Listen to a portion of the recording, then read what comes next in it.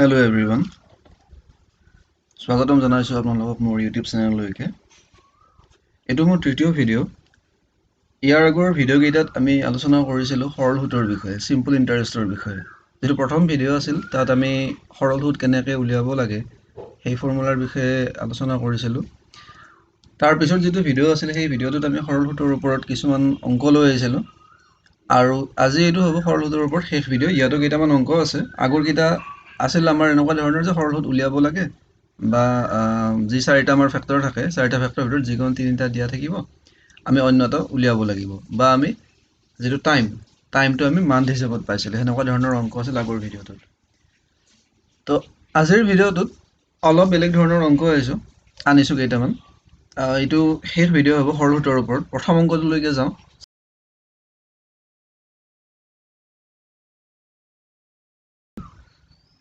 In how many years the simple interest will be equal to principal at the rate of 12% per annum? মানে কিমান বছৰত সৰল সুত বছৰি 12% হাৰত মূলধনৰ সমান হ'ব? মানে আমাক দিয়া আছে কি ইয়াতে কিমান বছৰ মানে উলিয়াব দিছে আমাক টি টাইম উলিয়াব দিছে। টি আমাক উলিয়াব দিছে। বছৰি 12% হাৰত মানে আমাৰ ৰেট অফ ইণ্টাৰেষ্ট আৰ দিয়া আছে 12%। এটা কণ্ডিশ্যন দিয়া আছে কি কিমান বছৰত সৰল সুত মানে সিম্পল ইণ্টাৰেষ্টটো মূলধনৰ সমান হ'ব। মানে যিমানখিনি পইচা তেওঁ ইনভেষ্ট কৰিছিল সিমানখিনি পইচাৰে যাই থৈ পেলাই তেওঁ সিমানখিনি মানে পৰিমাণৰ সমান পৰিমাণৰ তেওঁ সৰল সুত দিব লাগিব। ধৰক 100 টকা তেওঁৰ মানে মূলধন আছিল, তেনেহ'লে সেই সৰল সুতো যাই পেলাই তেওঁৰ 100 টকা হৈছে। তাৰমানে ইয়াতে কি পালোঁ আমি যেটো পিটো তেওঁৰ কিমানৰ সমান হ'ব, এছ আইৰ সমান হ'ব। এইখিনি বস্তু আমাক দিয়া আছে, ইয়াৰ পৰা উলিয়াব লাগে আমি কি টাইম উলিয়াব লাগে। ফৰ্মুলাটো লিখি লওঁ আমি ইফালে S I equal to P into R into T by 100। তো ইয়াতে আমাক এছ আই কিমান সেইটো দিয়া নাই, কিন্তু কণ্ডিশ্যন এটা দিছে যে পি আৰু এছ আই দুইটা সমান। পি আৰু এছ আই দুইটা সমান, গতিকে আমি এছ আইটো এছ আই হিচাপত লিখিব লাগিব। তেতিয়া P equal to S I লিখিম বা আমি এছ আইৰ ঠাইত পি লিখিম। কাম কৰোঁ, আমি এছ আইটোত আমি পি লিখি দিলোঁ। ঠিক আছে, ইফালে পিটো আমাৰ গম নাপাওঁ, পিটো পি হিচাপতে থাকিব। ৰেট অফ ইণ্টাৰেষ্ট আমাৰ 12 দিয়া আছে, টি আমি উলিয়াব লাগে বাই 100। তো এইখিনি ছল্ভ কৰিলে আমি কি পাম, সময় পাম যে কিমান বছৰত পি আৰু এছ আই সমান হ'ব। তো দুই চাইডৰ পৰা আমি পি কেঞ্চেল কৰিলোঁ। তো ইয়াতে থাকিব 12t বাই 100। তো 100টো সিফালে গুচি গ'ল, আল্টিমেটলি কি হ'ব 100 বাই 12 ইকুৱেল টু টি। এইখিনি ছল্ভ কৰিলে যিখিনি ওলাব সেইটোৱে হ'ব টিৰ ভেলু।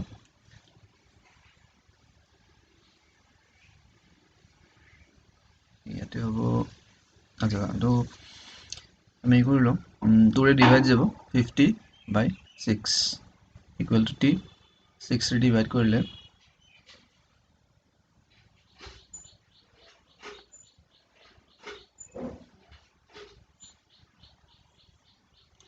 টি।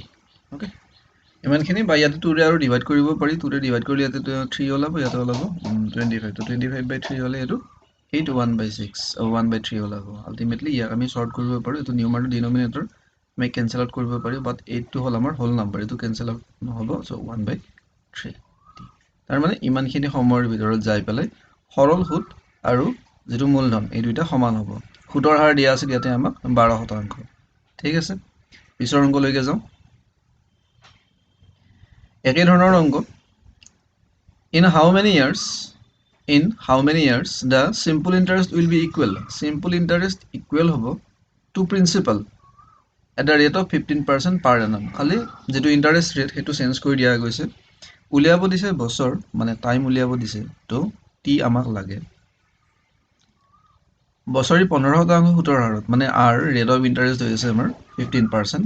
আৰু কণ্ডিশ্যন ইয়াতো একে, প্ৰিন্সিপালটো কি হ'ব এছ আইৰ সমান হ'ব বা এছ আইটো প্ৰিন্সিপালৰ সমান হ'ব। আমি উলিয়াব লাগে টি। ফৰ্মুলাটো লিখি লওঁ S I equal to P into R into T by 100।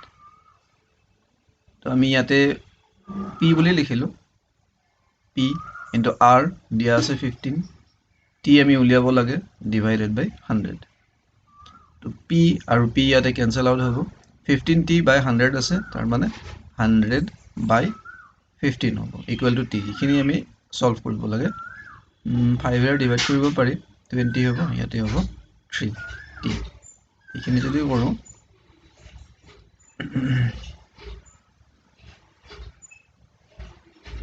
ইমান বছৰত তাৰ মানে কি হ'ব এইটো প্ৰিন্সিপাল আছে এই প্ৰিন্সিপালটো সৰল সুতৰ সমান হ'ব বা সৰল সুতটো প্ৰিন্সিপালৰ সমান হ'ব বছৰি 15% সুতৰ হাৰত ঠিক আছে ওকে একে ধৰণৰ অংক আছিল আগৰটোৰ লগত এইটো খালি ইয়াতে যেটো ৰেট অফ ইন্টাৰেষ্ট সেইটো চেঞ্জ কৰি দিয়া হৈছে এনেকুৱা ধৰণৰ অংক আহিব পাৰে যে কিমান বছৰ পিছত সৰল সুত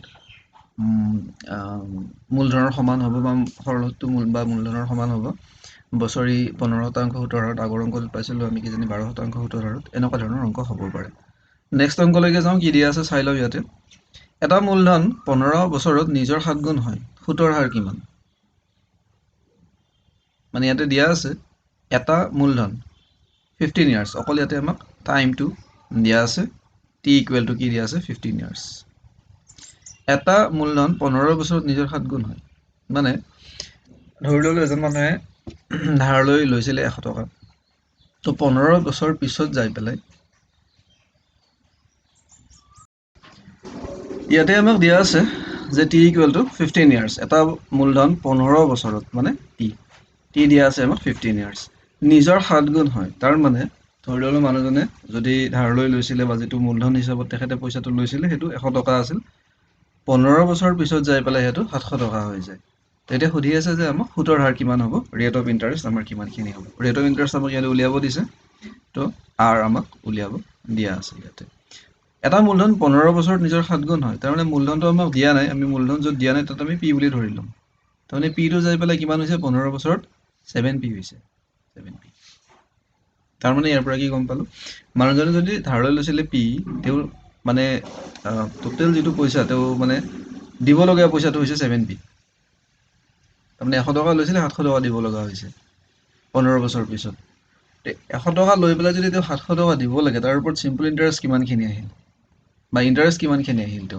600 টকা আহিল ঠিক আছে গতিকে ইয়াতে আমি SI টো কি হিচাপত লিখিব পাৰিম SI 6p বুলি ক'ব পাৰিম কাৰণ মানুহজনে যদি p টকা লৈছিলে 15 বছৰত যাই পেলাই 7 গুণ হৈছে 7p হৈছে তাৰ মানে তেও দিয়াৰ সময়ত কি দিব লাগিব p টো দিবই লাগিব আৰু লগতে 6p তেও কি দিব লাগিব ইন্টাৰেষ্ট দিব লাগিব গতিকে 7p হৈছে মানে 6p তাত থাকিব ইন্টাৰেষ্ট গতিকে আমি ইয়াৰ পৰা উলিয়াব লাগে r ফৰ্মুলাটো লিখি লম ইয়াতে SI equal to P into T by 100 SR ঠাইত ইয়াতে লিখিব পাৰিম 6p P হ'ব P R আমি উলিয়াব লাগে আৰু টাইম দিয়া আছে আমাক 15 years by 100 okay তো PP cancel out হ'ব PP cancel out হ'ব ইয়াতে হ'ব 600 cross multiply কৰিলে divided by 15 ইমানখিনি হ'ব আমাৰ কাৰণে rate of interest এতিয়া যদি আমি ডিভাইড কৰো ডিভাইড হ'ব 40 অৰ্থাৎ rate of interest কিমান হ'ব 40% এটা মূলধন 15 বছৰত নিজৰ 7 গুণ হয় তাৰ মানে মানুহজনে যিমানখিনি পইচা ধাৰলৈকে লৈছিল 15 বছৰৰ পিছত সেইখিনি 7 গুণ হ'ব মানে দিব লগিয়া তাৰ যদি এমাউন্টটো হ'ব 7 গুণ তাতে প্ৰিন্সিপালটো সোমাই থাকিব গতিকে প্ৰিন্সিপাল যদি p বুলি ধৰো 15 বছৰৰ পিছত তাৰ সিম্পল ইন্টাৰেষ্ট কিমানখিনি হৈ গ'ল 6p হৈ গ'ল গতিকে সিম্পল ইন্টাৰেষ্ট ইয়াতে হৈ যাব আমাৰ কাৰণে 6p বাকি ফৰ্মুলাখিনি একেই আছিল SR ঠাইত ইয়াতে আমি 6p লিখিছো যেহেতু আমি গম নাপাম মূলধন কিমানখিনি গতিকে p টো p হিচাপতে ৰাখা যাব আৰু যেতিয়া ৰিলেচন আহিব SI আৰু p ৰ কাৰণে তেতিয়া আমি SI টো জেনেৰেলি কনভাৰ্ট কৰো কথা নাই p টো কনভাৰ্ট কৰিব পাৰি গতিকে p ইয়াতে কেনসেল আউট হ'ব r আমি উলিয়াব লগা আছিল t টো দি দিলো হয় ৰেট অফ ইন্টাৰেষ্ট ওলাইছে ইয়াতে 40% ওকে নেক্সট অংকলৈকে যাওঁ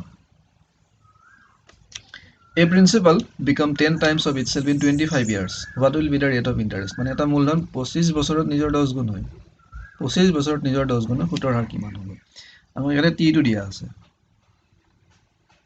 t দিয়া আছে আমাক ইয়াতে 25 years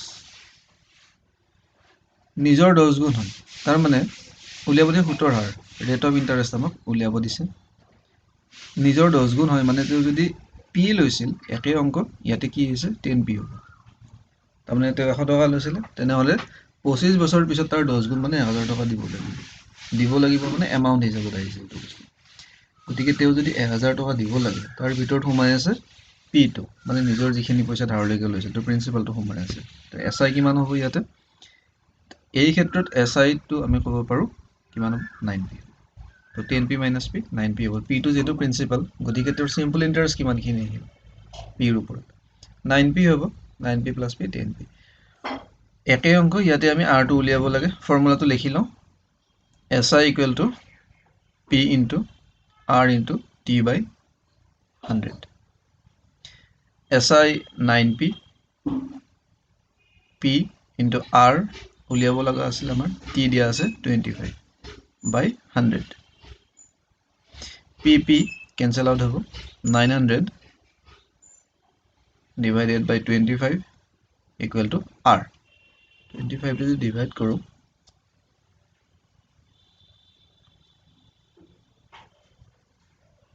36 হ'ব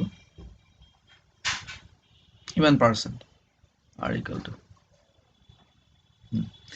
মানে 36% যদি ৰেট অফ ইন্টাৰেষ্ট হয় তেনেহ'লে 25 বছৰত এটা মূলধন কি হ'ব নিজৰ 10 গুণ হ'ব 100 টকা হ'লে এটো 25 বছৰ পিছত যাই পেলাই 1000 টকা হৈ যাব ৰেট অফ ইন্টাৰেষ্ট হ'ব লাগিব 36% কে ওকে নেক্সট অংকলৈকে যাওঁ A principal becomes 800 after 3 years and 1100 after 6 years on simple interest. What will be the principal and rate of interest? ইয়াতে আমাক দুটা বস্তু উলিয়াব দিছে P উলিয়াব দিছে আৰু R উলিয়াব দিছে অসমীয়াটো চাই লম কি দিয়া আছে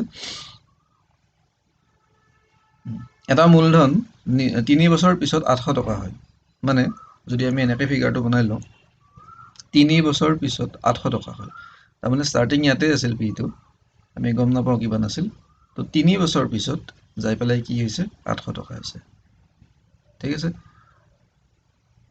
800 টকা আৰু সাধাৰণ সুদত 6 বছৰ পিছত 1100 টকা হয় তাৰ মানে 3 বছৰ পিছত 800 টকা হ'ল ইয়াৰ পৰা আৰু 3 বছৰ পিছত তেতিয়া কিমান হৈ যাব 3 + 3 6 ইয়াৰ্স এইখিনি পিছত তেওঁ কিমান হ'ব সৰি এইটো বস্তু হয় ইয়াতে ভুল মুছিব লাগিব 1100 টকা হৈ যায়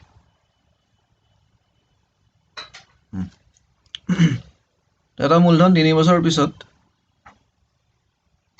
800 টকা হয় আৰু সাধাৰণ সুদত 6 বছৰ পিছত 1100 টকা হয় তাৰ মানে আৰম্ভণিৰ পৰা আৰু 3 বছৰ পিছত কিমান হৈ যায় 1100 টকা হয় উলিয়াব দিছে আমাক P আৰু R দুটা বস্তু উলিয়াব দিছে এতিয়া আমি P টো ইয়াৰ পৰা এনে লজিক্যালি উলিয়াব পাৰো যে আৰম্ভণিৰ পৰা 3 বছৰ পিছত 800 টকা হৈছে তাৰে 3 বছৰ পিছত যেটো P এই P টো যাই পেলাই কিমান হৈছে 1100 টকা হৈছে ওকে ইয়াতে দিয়া আছিল যে এটা মূলধন 3 বছৰৰ পিছত 800 টকা হয় আৰু 6 বছৰ পিছত 1100 টকা হয় এটা ধৰি ললো যে প্ৰিন্সিপালটো আমাক দিয়া নাই উলিয়াব দিছে ইয়াতে প্ৰিন্সিপাল আছিল ধৰি ললো আমি 200 টকা ধৰি লোৱা হল প্ৰিন্সিপাল আছিল আমাৰ 200 টকা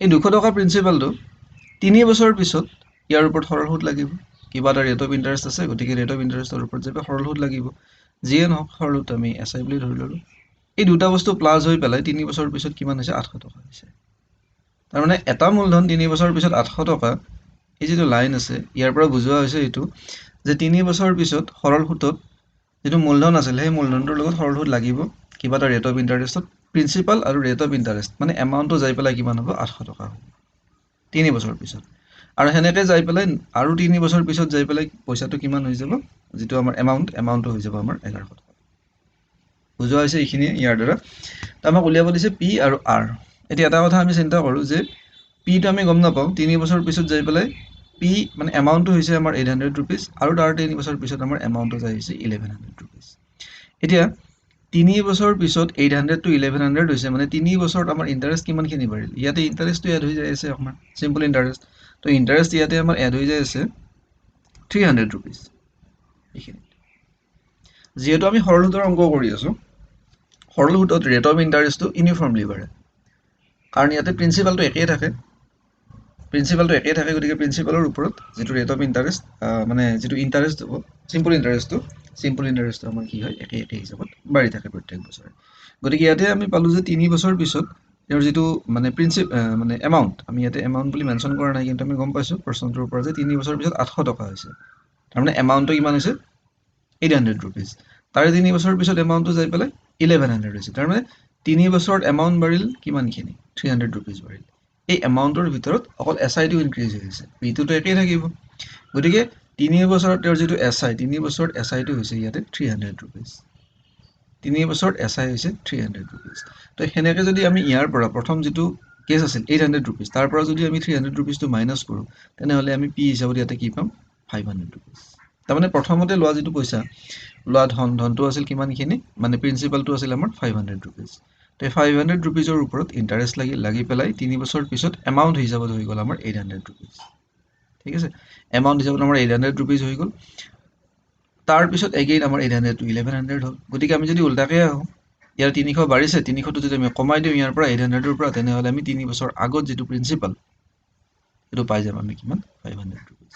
এতিয়া আমি পি পালোঁ, আৰু আমাক উলিয়াব দিছে কি সুতৰ হাৰ, ৰেট অফ ইণ্টাৰেষ্ট উলিয়াব দিছে। ৰেট অফ ইণ্টাৰেষ্টটো আমি এটা কথা চাব পাৰোঁ যে 3 বছৰত পইচাটো বাঢ়িছে কিমানখিনি 300 বাঢ়িছে। ইয়াতে প্ৰিন্সিপাল আমি 500 পালোঁ, 500ৰ ওপৰত কিমানকৈ বাঢ়ি আছে, মানে 100কৈ বাঢ়ি আছে পাৰ ইয়াৰ। ঠিক আছে, তেনেহ'লে আমাৰ ৰেট অফ ইণ্টাৰেষ্ট কিমানখিনি সেইটো উলিয়াব দিছে। তেনেহ'লে আমি আগৰ ফৰ্মুলাটো কৰিব পাৰোঁ। পি আমি ইয়াতে কিমানখিনি পালোঁ 500 পালোঁ। SI হিচাপত পালোঁ আমি কিমান 100, কিমানৰ কাৰণে টাইম 1 বছৰৰ কাৰণে, হয়। এইখিনি অলপ মুছি দিয়া যাওক, হয়। এইখিনি যিহেতু ইতিমধ্যে আমি কৰিলোঁ, এইখিনি আমি ছাইড কৰোঁ, নহ'লে জাগা নাই ইয়াতে কৰিবৰ কাৰণে। এইখিনি আমি অলপ গুচালোঁ।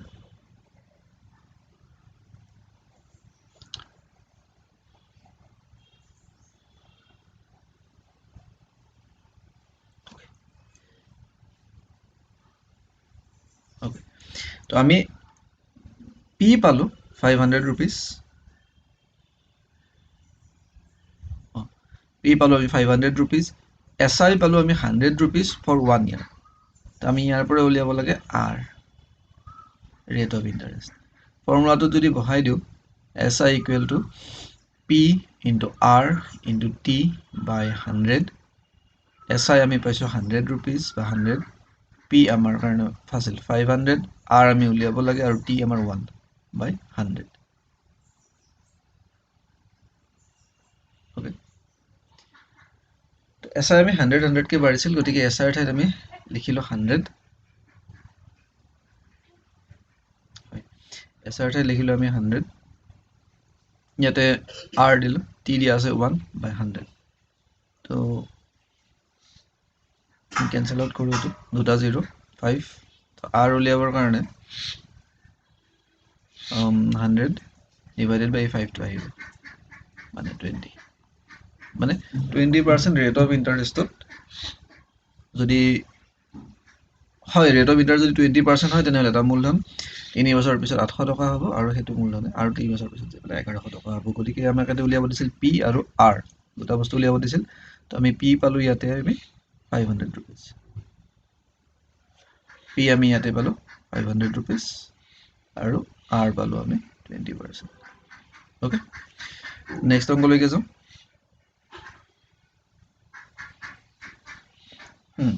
একেই ধৰণৰ অংক। A principal becomes 800. A principal becomes 800 after 4 years and 1400 after 8 years on simple interest. What will be the P and R? দুটা বস্তু উলিয়াব দিছে, আগৰ ধৰণে আমি কৰিব লাগিব এইটো, কাৰণ দুটা বস্তু উলিয়াব দিছে, এটা থাকিলে আমি বাকীটো উলিয়াব পাৰিম। A principal becomes 800 after 4 years, মানে প্ৰিন্সিপালটো আমি গম নাপাওঁ কিমান আছিল ইয়াতে, P2 4 বছৰ পিছত যাই পেলাই কিমান হৈছে প্ৰিন্সিপালটো, এইটো 4 years, 4 yearsত যাই পেলাই 800 হৈছে। and 1400 after 8 years, তাৰমানে আৰু 4 বছৰ পিছত যাই পেলাই এইটো 1400 হৈছে। এতিয়া ইয়াতে চাওঁ আমি যে 4 বছৰ পিছত আৰু 4 বছৰ, এই দুটা সময়ৰ মাজত আমাৰ কিমানখিনি এমাউণ্টৰ ইনক্ৰিজ হৈছে। তো ইয়াতে 800, ইয়াতে 1400, মানে 600 ৰুপিজৰ ইনক্ৰিজ এটা দেখা পাইছোঁ আমি। তাৰমানে 600 ৰুপিজটো 4 বছৰৰ কাৰণে কি হ'ব, চিম্পল ইণ্টাৰেষ্ট হ'ব, কাৰণ প্ৰিন্সিপালটো একেই থাকিব। প্ৰিন্সিপালটো একে থকা হিচাপত 4 বছৰ আৰু 8 বছৰৰ মাজত যিটো আমাৰ এমাউণ্টৰ ডিফাৰেঞ্চ, সেই ডিফাৰেঞ্চটো পাই আছোঁ আমি কিমানখিনি 1600 ৰুপিজ। ইয়াতে 800 ৰুপিজটো এমাউণ্ট আৰু পিছত যিটো 1400 ৰুপিজ পাইছোঁ সেইটো এমাউণ্ট। এইটোৰ পৰা এইটো এমাউণ্ট যাওঁতে আমি মাজত ডিফাৰেঞ্চ পালোঁ 600 ৰুপিজ। প্ৰিন্সিপালটো একেই থাকিব, গতিকে 600 ৰুপিজটো কি হ'ব ইয়াতে আমাৰ এছআই হ'ব, চিম্পল ইণ্টাৰেষ্ট হ'ব 4 বছৰৰ কাৰণে। তো 4 বছৰৰ কাৰণে চিম্পল ইণ্টাৰেষ্ট যদি আমাৰ 600 ৰুপিজ হয়, তেনেহ'লে 1 ইয়াৰৰ কাৰণে আমাৰ কিমানখিনি হ'ব? 1 ইয়াৰৰ কাৰণে হ'ব আমাৰ 150 ৰুপিজ। 4 বছৰৰ কাৰণে 800ৰ পৰা 1400 হৈছে, মানে 4 বছৰত আমাৰ যিটো ইণ্টাৰেষ্টটো বাঢ়িছে কিমান 600 ৰুপিজ। তো 1 ইয়াৰৰ কাৰণে হ'ব 150 ৰুপিজ। তো ইয়াতে যদি আমি যোৱাবাৰ যেনেকৈ কৰিছিলোঁ অংকটোত যে 4 বছৰ পিছত যাই পেলাই আমাৰ এমাউণ্টটো কিমান হৈছে 800 ৰুপিজ হৈছে, আৰু ইয়াতে আমি পালোঁ যে 4 বছৰত ইণ্টাৰেষ্টটো বাঢ়িছে 600 ৰুপিজ। সেনেকৈ ইয়াতে যদি 600 ৰুপিজ ইয়াৰ পৰা যদি মাইনাছ কৰি দিওঁ, তেনেহ'লে 4 বছৰ আগত আমাৰ পিটো কিমান পাম 200 ৰুপিজ পাম। ঠিক আছে, তো আমি পি পালোঁ, আগৰ দৰে বাকীখিনি কৰিব পাৰিম।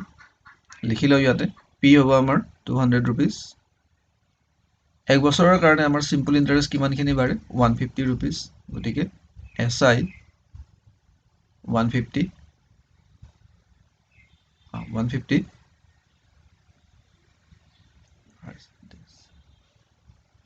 ইয়াতে পাৰ্চেণ্টেজ দিয়া গ'ল। এছআই 150 টাইম হ'ব 1 বছৰ, আৰু উলিয়াব লাগে আমি আৰ, ৰেট অফ ইণ্টাৰেষ্ট। ফৰ্মুলাটো লিখি লওঁ, P into R into T divided by 100। SI 150, P 200, R উলিয়াব দিছে টি 1 ইয়াৰ ডিভাইডেড বাই 100। দুটা জিৰ' কেঞ্চেল আউট হ'ব। ঠিক আছে, তো ইয়াতে 150 ডিভাইডেড বাই 2 আৰ, তো এইটো যদি ডিভাইড কৰোঁ তেনেহ'লে ওলাব 75% আৰ। ঠিক আছে,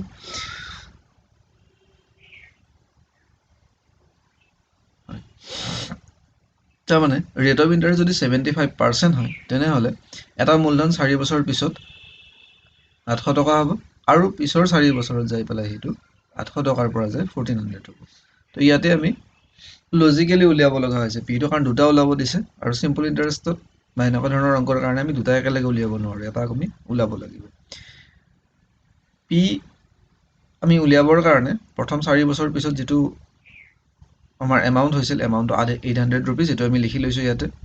তাৰ 4 বছৰ পিছত যিটো এমাউণ্ট সেইটো 1400 ৰুপিজ, তাৰমানে 4 বছৰত ইনক্ৰিজ হৈছে 600 ৰুপিজ। 4 বছৰত যদি 600 ৰুপিজ ইনক্ৰিজ হৈছে, চিম্পল ইণ্টাৰেষ্ট 1 বছৰৰ কাৰণে হ'ব 150 ৰুপিজ। 150 ৰুপিজ হ'ব 1 বছৰৰ কাৰণে। তেনেহ'লে 1 বছৰৰ কাৰণে 150 ৰুপিজ, এই হিচাপত যদি আমি উল্টাকৈ যাওঁ, মানে 4 বছৰৰ কাৰণে 600 টকা বাঢ়িছে, তেনেহ'লে 4 বছৰ আগত যিটো পি সেইটো হ'ব 200 টকা, গতিকে পি ইকুৱেল টু 200 ৰুপিজ হ'ব ইয়াতে। এছআই 150 ৰুপিজ ফৰ 1 ইয়াৰ, গতিকে টি ইকুৱেল টু 1 দিয়া গৈছে ইয়াতে, টি ইকুৱেল টু 1 দিয়া গৈছে, আৰু উলিয়াব লাগে, ফৰ্মুলাত বহাই দিলোঁ। এছআই আমি 150, পি 200 ৰুপিজ, আৰ হিচাপত থাকিব T two 1 divided by 100, cancel out হৈছে। ইয়াতে 2 ইণ্টু আৰ হৈ আছে, গতিকে আৰৰ কাৰণে ভেলু ওলাব লাগিলে 150/2, তাৰমানে আৰ ইকুৱেল টু হ'ব আমাৰ 75%। অ'কে।